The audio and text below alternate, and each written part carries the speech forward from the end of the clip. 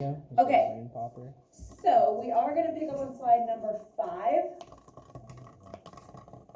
And so slide number 5, we are starting in with potential energy. So kinetic energy is all about motion, right? And so the motion that we're going to be given a couple variables. We'll be given mass and we'll be given velocity. Then we just plug those in, solve for kinetic energy. You guys were really good, the ones I saw at solving for mass and velocity if the other two variables are given. So just realize, again, that information is not going away. But we need to add in our second major type, which is potential energy, which I introduced last week, so it's not going to be anything shocking. And we had that whole unit last year. So potential energy is stored up energy or energy of position. And so some types, we looked at these last year, right? Those are the main ones. But the one that we're really going to focus on this year is gravitational potential energy. And that all has to do with an object's height above the reference point. So how high has it been raised, right? So maybe my tabletop is the reference point, or maybe the ground is the reference point. How high off of that? The way I think of it is how high it is basically like how much opportunity are you giving gravity to pull on this object. So if it's just like right here, well then it doesn't have a whole lot of space for gravity to work on it. If it's way up here, then you have all of this height or all of this distance to allow gravity to continue to pull it downward, right? So that's one way to kind of think about it. So if you have energy that's stored in an object resulting from its vertical position, that's the key behind gravitational potential energy. The other thing that's going to affect it, just like it's pretty much affected all of our forces in motion, is mass. So the bigger the mass, the more potential it has to cause change or to create motion, right? Because that's our definition of energy. Right, so if you have a giant boulder versus a tiny pebble from the same height, obviously you would probably rather get hit in the head by that little pebble versus the giant boulder if you are trying not to experience pain, right? So mass is going to have a huge impact on something's GPE, which is the abbreviation for gravitational potential energy, as well. So the higher an object is elevated, the more GPE it has, and the more massive the object is, the more mass it has, the more it will affect. Okay? So basically, the GPE is going to be affected by mass and height. So different demolition balls, they have different masses to them. Right, so obviously the more massive, the more of an impact it will have and the more gravitational potential energy it has. If you raise that wrecking ball or that demolition ball even higher, then it's going to add even more opportunity to cause force, right, and be able to cause change in whatever you're slamming it into. So it's the mass and the height that are going to have the biggest effect on an object's gravitational potential energy.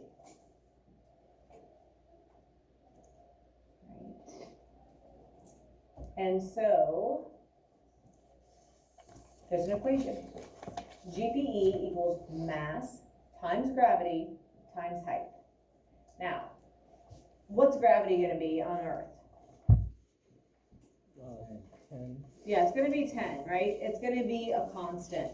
So unless it is like a simulation or it's talking about a different planet or maybe on the moon, you're going to assume that it's going to be a gravity of 10, all right? So even though we're dealing with 3 variables, the gravity is going to basically be a constant. So we might solve for mass, we might solve for height, we might even solve for GPE, but the gravity is going to be 10. So just don't forget that you actually have to multiply your numbers by 10 here. Sometimes people write it, but then they actually forget to do it. So you will see, obviously, M is mass, G is gravity, and height is H. Units are still joules because it's an energy, just like kinetic energy was. And so here's our triangle. It looks a little different because we have our third variable down here as gravity. So instead of just mass times height, we have to also include the gravity, which will be 10. All right, so it works the same way though. If I'm solving for mass, I cover it up and I get GPE over gravity times height. Or if I'm solving for height, I get mass times gravity. Okay, so it works the same way. This one we are gonna rearrange. The kinetic, we're still gonna keep the equation set. We're not gonna rearrange that one because it gets more confusing, but this one does have an easy triangle, so we're gonna rearrange it just like we have all of our others. So here's a practice problem. Let's see real quick. So you have a plate of spaghetti. It has a mass of 1.3 kilograms, and it's sitting on a 1 meter high counter. How much GPE does the spaghetti have? All right, so just like always, we're gonna circle what we're solving for. So what are we solving for here?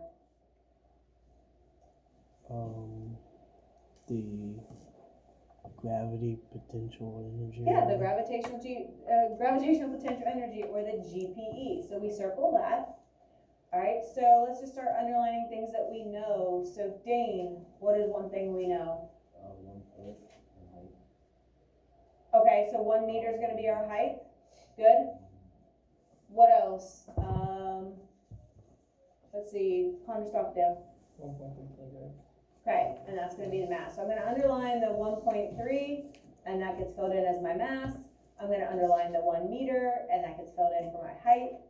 Notice that these units are also gonna be set. It's gonna be the kilogram, it's gonna be a meter, and it's gonna be the meter per second squared for our gravity. Okay, and so we're solving for GPE, so it's just gonna be the standard equation of m times g times h.